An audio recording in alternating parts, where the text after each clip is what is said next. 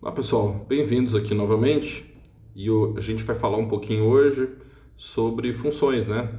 Eu falei para vocês na última aula sobre relações entre conjuntos, né? E como essas relações a gente chama depois de funções. Um pouquinho mais para frente a gente vai ver que toda função é uma relação, mas nem toda relação é uma função porque tem uma certa limitação ali na questão da nomenclatura por causa do domínio, né? Mas isso a gente vai já ver mais para frente, tá? Bom, o que eu mencionei para vocês é que a função é a relação entre dois conjuntos, tá? Então as funções que a gente estuda são as relações entre dois conjuntos. Os exemplos que eu dei nas últimas aulas para a gente tentar ter um significado fora da matemática seria o preço do quilo de um determinado elemento, ou a velocidade de um carro, ou um objeto em queda livre, né?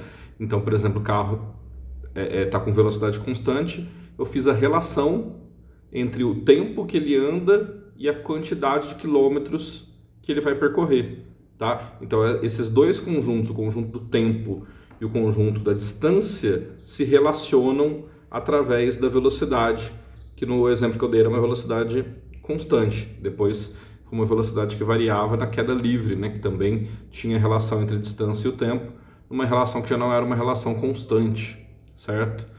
Bom, então a gente vai ver essas relações entre os conjuntos, certo? Quando eu mostrei para vocês na última aula, a gente sempre achou a lei que relaciona esses dois conjuntos.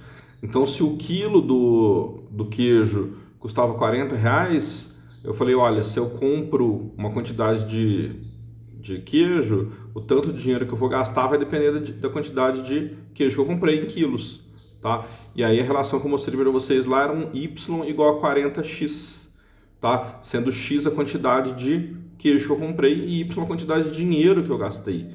Então a gente consegue colocar isso aí numa expressão algébrica, tá? Que é a lei, aquilo ali é o que a gente chama da lei que relaciona esses dois conjuntos, certo? Usualmente a gente chama um conjunto de y e outro de x. O que recebe a setinha de y e o que manda a setinha de x, tá? O que recebe é o que a gente fala que ele está em função do outro, certo?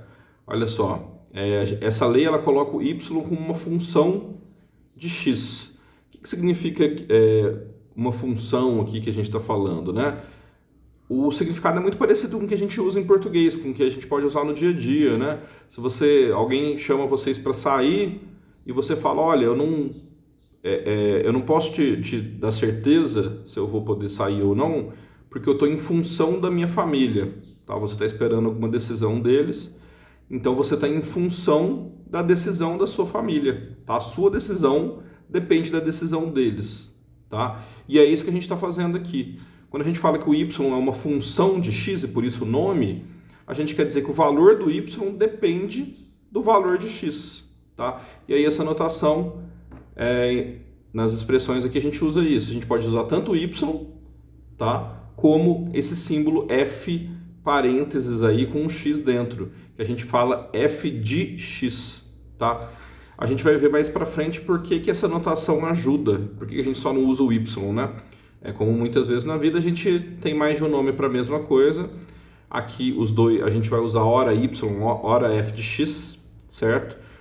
Mas o f de x ele tem um momento ali que ajuda a gente, porque ele realça essa questão do y estar em função de x, tá? Então como notação ele pode ajudar, certo? Bom, eu passei para vocês alguns exemplos, tá? A gente construiu esses exemplos, né, para mostrar as leis, e aí a gente vai categorizar esses exemplos aqui ao longo da matéria, tá? Quando a gente vai dar os nomes para essas funções, tá? Então a gente vai ter função de primeiro grau, a gente vai ter função de segundo grau. Pô, mas professor, a gente falou sobre equação de primeiro grau e equação de segundo grau, as duas coisas são parecidas, estão usando o mesmo nome? Sim. As funções de primeiro grau têm tudo a ver com a equação de primeiro grau, são a mesma coisa, quase a mesma coisa, né? E as funções de segundo grau têm tudo a ver com as equações de segundo grau, que a gente fazia o Bhaskara lá, tá? Além disso, depois a gente tem outros tipos de função, né? Função exponencial, função logarítmica, função modular, tá? E outras operações, né? Função composta, função inversa, coisas que a gente vai ver aí, certo? Bom, então, aqui por enquanto não fica preso, eu falei que é uma função de primeiro grau, não fica preso por enquanto com isso. Eu quero que a gente se atente à lei. Qual que é a nossa lei aqui? A nossa lei fala que um f de x é igual a 3x mais 5. Ou eu poderia usar, alternativamente, falar y é igual a 3x mais 5. Tanto faz usar uma notação ou usar outra, certo? E aí eu estou representando aqui no diagrama de Venn para ficar mais claro essa ideia da função ser uma relação, né? Essa ajuda visual aqui que a gente vai ter. O que significa essa relação entre esses dois conjuntos. Então eu tenho um conjunto com os elementos x e um conjunto com os elementos y. Tá? E aqui eu só coloquei alguns poucos valores, né? Lembra que eu sempre falo que esse diagrama de Venn ele ajuda a gente a bastante visualizar, tá, o que está acontecendo, mas ele só serve para alguns valores. Tá? Depois a gente vai transformar isso daqui num gráfico, que aí sim é a forma visual, assim como o diagrama de Venn é uma forma visual, é a forma visual da gente enxergar essa função, certo? Então, olha só, aqui eu estou usando do mesmo jeito que a gente fez na aula passada, só que com uma lei que não tem significado para a gente, tá? Porque a gente vai ver a maioria dos nossos exemplos para a gente praticar, elas não vão ter necessariamente significado. Significado vocês vão ver depois, ao longo do curso de vocês. Na engenharia, vocês vão ter muitas funções, tá? Então, aqui por enquanto, a gente precisa saber trabalhar com essas leis, né, com essa função, sem significado, tá? Então, qual que é a nossa lei aqui? Y é igual a 3x mais 5, tá? E para cada valor de x, eu vou substituir na lei, tá? Então, se eu quero saber qual que é o y quando x é igual a zero, tá? Então, qual que é o y quando x é igual a zero? Eu substituo o zero ali no lugar do x, é só isso. Então, y vai ser igual a 3 vezes 0 mais 5, tá?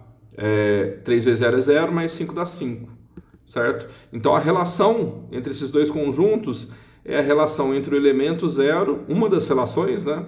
É a relação entre o elemento 0 e o elemento 5. A gente vai ver que eles formam um par, tá? Esse 0x e esse 5y, eles formam um par. Eles vão estar ligados pela lei, né? A lei estabelece essa relação, certo? Essa lei que está embaixo, ela estabelece essa relação, ok? Se eu substituir o x por 1, 3 vezes 1 dá 3, mais 5 dá 8, tá? Então eu formo par 1 com 8. Se eu substituir o x por 2, 3 vezes 2 dá 6, mais 5 dá 11. Então eu estabeleci essa relação, eu estabeleci o par 2 e 11. E se o x valer 3, 3 vezes 3 dá 9, mais 5 dá 14. Agora vejam bem que eu fiz aqui 5 valores para a gente ter essa visualização aqui do que está acontecendo, mas o nosso conjunto x vai ser o conjunto dos números reais. Eu vou poder usar qualquer número aqui no lugar do x. Então, o conjunto dos números reais é um conjunto de infinitos elementos, tá? E eles são todos os números que a gente conhece. É número inteiro, é número racional, né, com vírgula, né? É número irracional, é número negativo, são todos os números que a gente conhece possíveis, são o conjunto dos reais. Então, na verdade, o nosso conjunto x, ele é um conjunto dos números reais. E o conjunto y também é o conjunto dos números reais. E a relação entre esses dois conjuntos é dada por essa lei y igual a 3x mais 5. Lembrando aqui, só que esse y igual a 3x mais 5 é um exemplo numérico qualquer. Certo, gente? Bom, eu vou escrever aqui de uma outra forma para mostrar para vocês por que essa notação f de x é uma notação que ajuda às vezes a gente, tá?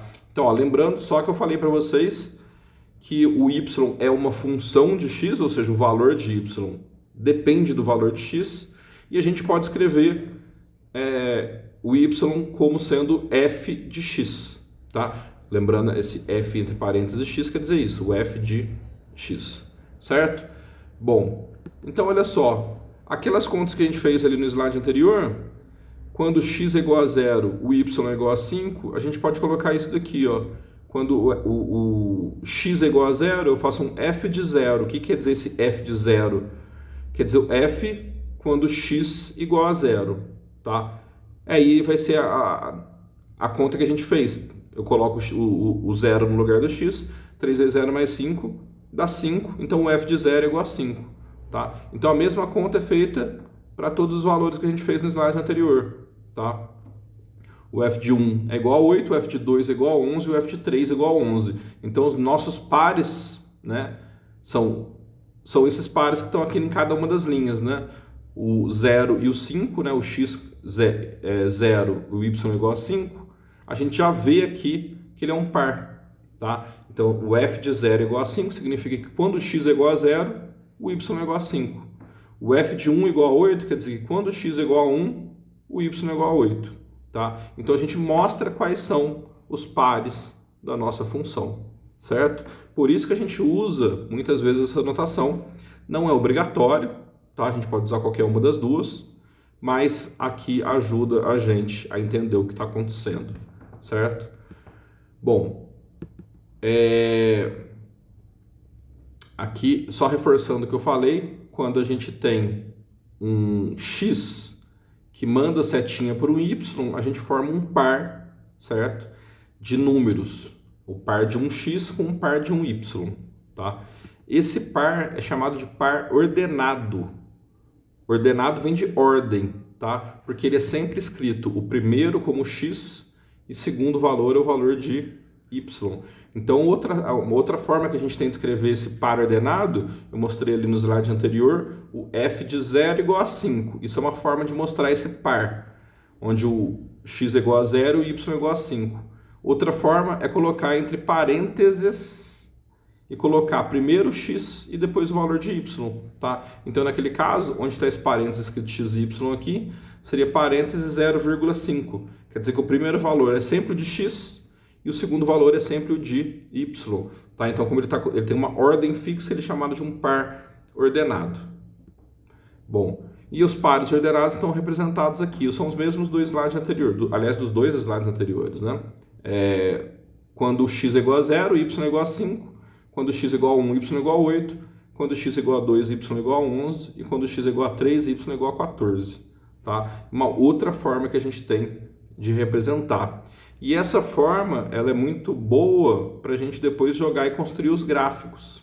Tá? Então, vocês vão lembrar de um negócio chamado plano cartesiano. Tá? O que é o plano cartesiano? O plano é uma superfície, né? O plano cartesiano é um plano que ele é mapeado, né? Tem uma escala no eixo Y e no eixo X, tá? O que é o eixo Y e o eixo X? Então, imagina uma parede, tá? A quina dessa parede que vai entre o chão e o teto é o que a gente vai chamar de eixo Y.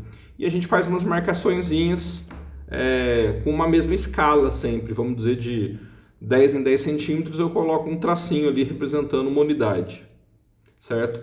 E a quina que está junto com o rodapé é o eixo X, tá? E aí eu coloco a mesma escala que eu coloquei em Y, eu coloco em X.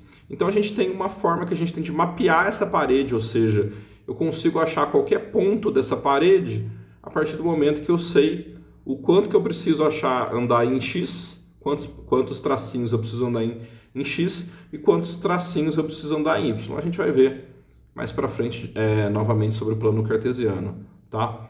Eu só estou falando isso daqui, ó, porque esses pontos eles são uma representação da função no plano cartesiano, tá?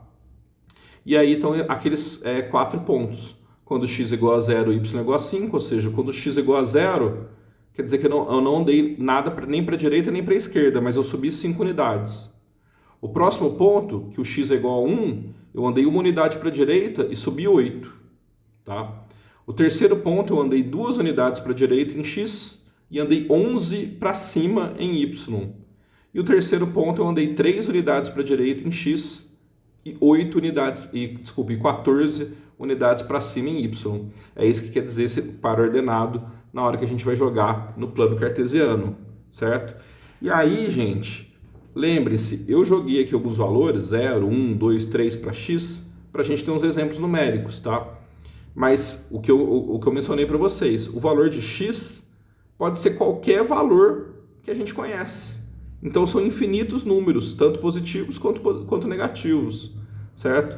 Então quando eu fizer todos os valores de x, eu vou formar um par ordenado com algum valor de y, vão ser tantos esses pontos que eles vão ficar parecendo uma linha contínua, certo? E essa linha contínua é que a gente chama de gráfico de uma função. É isso. Se eu tivesse feito infinitos pontos, esses infinitos pontos eles formariam um traço contínuo, que é essa reta. A função de primeiro grau sempre vai formar uma reta, tá? Uma hora uma reta assim para cima, que é uma reta crescente, ora uma reta para baixo, que é uma reta decrescente, tá? Mas sempre uma reta. Então as funções de primeiro grau são retas, tá? Isso a gente já vai ver também, certo?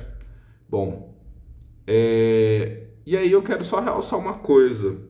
Qual que é a diferença entre função e equação? Que são duas coisas que eu tenho falado bastante aqui, e a gente vai, ao longo dos exemplos, entender um pouquinho melhor também.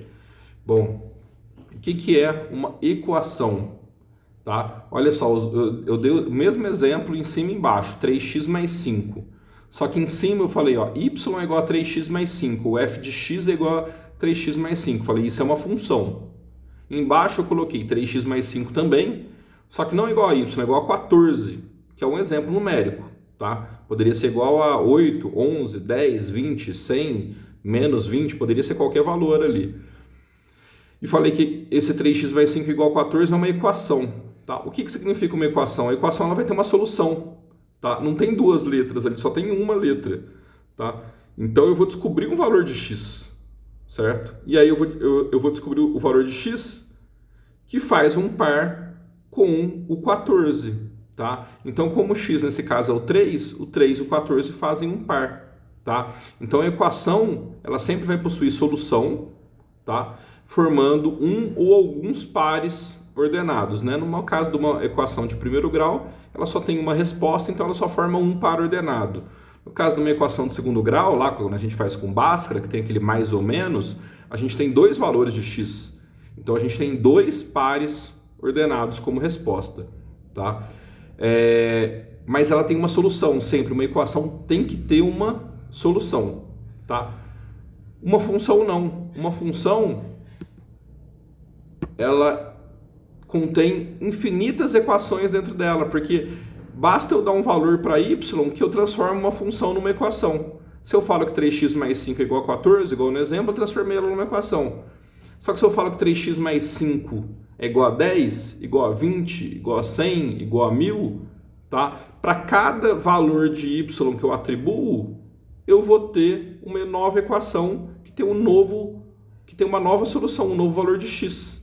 Tá? Vai formar um par ordenado para esse y com esse x que é a solução. Tá?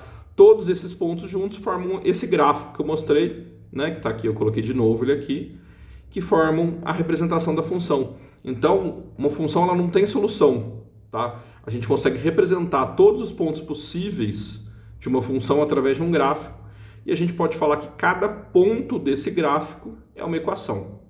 Certo, gente? Então a função são infinitas equações, tá? Quando a gente viu equação de primeiro grau, quando a gente viu equação de segundo grau, a gente sempre estava procurando um único caso. Quando a gente fala em função, a gente fala em infinitos casos, por isso ele gera um gráfico.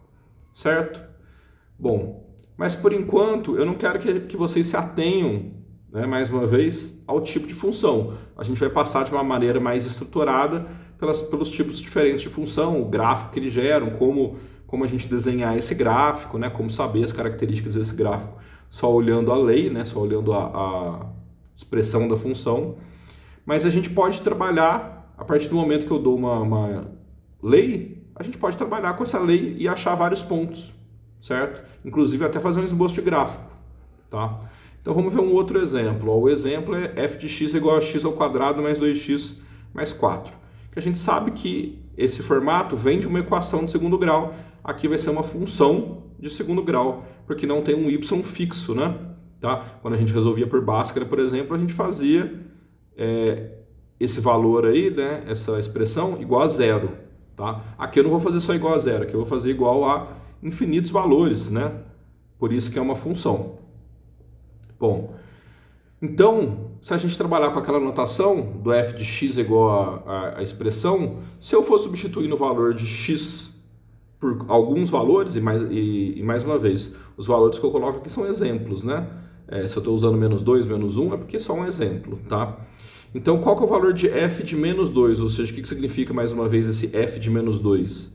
Né? Que está escrito aqui, ó. Esse f de menos 2 é o f, é o y quando x é igual a menos 2.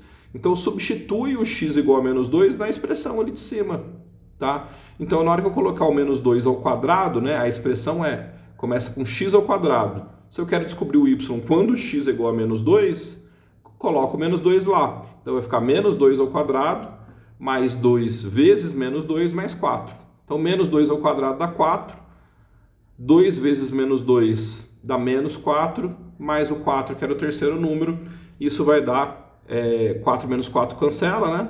Sobra o 4, que é o valor do y, tá? Então, quando x é igual a menos 2, o y é igual a 4. Se eu fizer para alguns valores a mais, f de menos 1, ou seja, o y quando x é igual a menos 1. É só substituir o x igual a menos 1 ali na expressão. Menos 1 ao quadrado, mais 2 vezes menos 1, mais 4, vai dar igual a 3. Se eu substituir o x igual a 0, quando eu coloco o x igual a 0, é fácil de fazer a conta, né? Porque se aparecer o x, virou 0, né? Então, o primeiro termo, x ao quadrado, fica 0, 2x fica 0, só sobrou o último, que é o 4, por isso que f de 0 é igual a 4. F de 1 é igual a 7 e f de 2 é igual a 12, tá? Então, lembre-se que todas essas soluções aqui são pares ordenados, tá? Quais são os pares ordenados aqui? X igual a menos 2, y igual a 4, x igual a menos 1, y igual a 3, x igual a 0, y igual a 4, x igual a 1, y igual a 7 e x igual a 2, y igual a 12. Tá? Se eu jogar e fizer esse desenho no plano cartesiano, mais uma vez lembrando que a gente vai voltar para o plano cartesiano e fazer melhor essas representações. Bom, se eu jogo aqui no plano cartesiano, eu vejo, ó, vamos pegar alguns pontos aqui de exemplo. Ó, o primeiro ponto aqui da esquerda, o ponto menos 2 e 4. Significa que eu andei 2 unidades, eu andei menos 2 unidades em x. O que significa menos 2 unidades em x? Significa 2 unidades para a esquerda de 0, tá? Porque a gente tem um 0 ali, que serve tanto para x quanto para y. E lembrando que essa setinha é a orientação positiva, né? Então, se é menos 2, eu ando para o negativo, eu ando 2 unidades para a esquerda, e no y eu ando 4 unidades para cima. O segundo ponto ali da esquerda é menos 1 e 3, eu andei 1 unidade para a esquerda em x e 3 unidades para cima em y, tá? Então, esses daqui são os pontos do slide anterior que a gente fez, tá? Se eu junto todos eles, certo? Ou seja, se eu represento todos os infinitos possíveis valores de x, todos eles formando um par ordenado com um valor específico de y, eu vou ter o quê? O gráfico dessa função. E qual que é o gráfico dessa função? É esse daqui, sempre tem esse formato de curva aqui é chamado de parábola. Então, o gráfico de uma função de segundo grau é sempre uma parábola, que é essa curva que tem esse formato aí. Tá? A gente vai ver que os formatos das funções são sempre parecidos, né? Ele só vai mudando, a função só muda de lugar, né? Eu posso empurrar ela um pouco para a direita, para cima, para baixo e tal. E ela pode ficar um pouco mais espremidinha, né? Crescer mais rápido, né? Ou mais lento e tal. Então, os gráficos eles sempre têm a mesma cara. Para a gente esboçar esse gráfico, né? Mais para frente, fica fácil porque o formato é sempre o mesmo. Uma reta é sempre uma reta. Uma parábola sempre tem esse formato. Tá? Assim como as outras funções que a gente vai ver, os gráficos eles sempre têm um comportamento parecido. A gente só precisa achar alguns pontos para desenhar um esboço de gráfico bem feito. Tá? Bom, e aí, mais uma vez, eu quero insistir com vocês que, por enquanto, a gente não está passando especificamente por nenhum tipo de função. A gente pode trabalhar com qualquer função se eu pedir para vocês alguns pontos. Então, se eu tenho uma função ali que é dada pela lei, f de x é igual a x à quarta, mais 3x ao cubo, mais 5x ao quadrado, menos 3. E peço para vocês, encontre o valor de y quando x é igual a menos 3, quando x é igual a menos 1, quando x é igual a 0, quando x é igual a 2 e quando x é igual a 5. Como é que a gente faz essas contas? Mais uma vez, vai substituindo o valor de x na função. Então, substituo o valor de x na função para encontrar o valor de y correspondente, tá? Para encontrar o par. Então, se o x é igual a menos 3, qual que é o f de menos 3? É menos 3 à quarta, mais 3 vezes menos 3 ao cubo, mais 5 vezes menos 3 ao quadrado, menos 3, que vai dar 42. Por isso que eu coloquei aqui o f de x igual a 42 na tabelinha, tá? Então, eu posso substituir em cada um deles, certo? Se eu substituir por menos 1, eu encontro 0. Se eu substituir o x por 0, eu encontro menos 3. E se eu substituir o x por 2, eu encontro 57. E se eu substituir o x por 5, eu encontro 1122. Cresce muito rápido, né? Você viu que de 2 para 5, o y cresceu de 57 para 1122. A função cresce muito rápida, que tem essa potência muito grande. Aí x à quarta já é uma potência grande, tá? E aí vocês podem perguntar, professor, eu sempre vou substituir o x para achar o y? Depende, às vezes eu quero o contrário, eu te dou o y para você achar o x. Pode ser qualquer uma das duas situações. Certo, gente? Pessoal, era isso que eu tinha para falar hoje. Obrigado.